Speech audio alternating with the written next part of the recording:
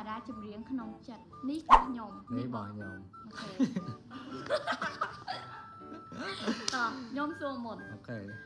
តារាចម្រៀងក្នុងចិត្តបងគួរស្រីក៏ផង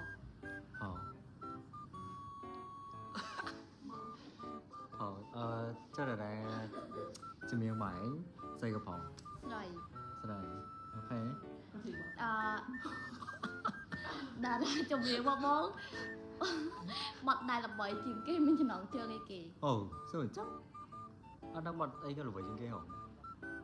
តែគាត់ល្បីយូរហើយ ល្បីយូរសួរចំណងជើងតា គាត់ល្បីយូរហើយល្បីអូចូលជា20ឆ្នាំហើយ បាត់ដឹងអីចំណងជើងអីគេសួរចំណង អត់ដឹងមួយមាត់គាត់ល្បីច្រើន និយាយមួយមក ឥឡូវ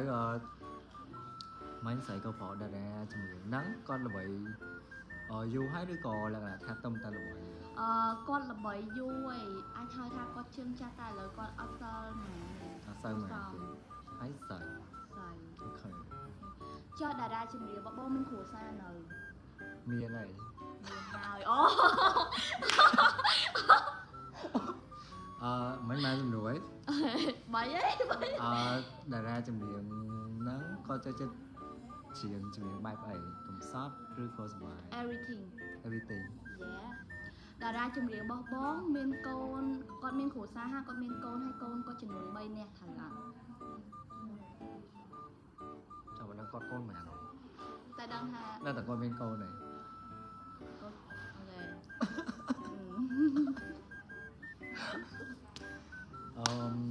ចូលតារាចម្រៀងហ្នឹងចូលចិត្តច្រៀងគ្រប់យ៉ាង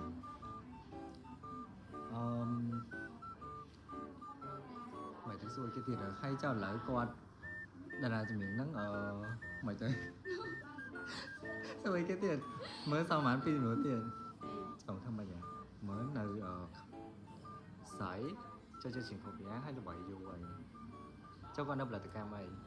ហ៎ គាត់នៅផលិតកម្មអី ផលិតកម្មមិនដែរ ផលិតកម្មអត់ស្គាល់ផលិតកម្មដូចហងមាសដូចកន្លះ អូ ស៊ីអញ្ចឹង តាមខ្ញុំដឹងពីច្រើនខ្ញុំមើលវីដេអូមើលបាច់វារបស់គាត់ក្នុង YouTube អត់មើលលើទូទូទេ សួរផលិតកម្មអីមើលតាម YouTube អត់មានក្នុងផលិតកម្មអីមែនតែចឹងឆាមានផលិតកម្មទៀតចុយ មាននឹងមានអីអំវីចាស់ចាប់ក៏សិតតាមហងមេតាមអីអត់តា អូខេតោះសួរ អូខេតារាចម្រៀងបងគាត់ជើងចាស់គាត់ប្រុសគាត់មានគ្រួសារហើយគាត់មានកូនហើយគាត់មានប្រពន្ធតែប្រពន្ធគាត់មើលទៅរៀងចាស់ជាងគាត់ត្រូវអត់ អត់ដឹងអូគេសួរប្រពន្ធអូអត់ដឹងតែគាត់មានគ្រួសារមានកូនតែអត់ដឹងកូនគាត់វាជាអត់ចាស់ទេនេះល្បាក់ល្ផាយគ្នា កាលសុភ័ក្រលុយ ទៅតែមកសំណួរចំកូនមានគ្រួសារនៅតារាចម្រៀងហ្នឹង នៅ អត់តមាននេះ ខ្ញុំទាយបងគួរពូព្រាសវ័ត អត់ថោ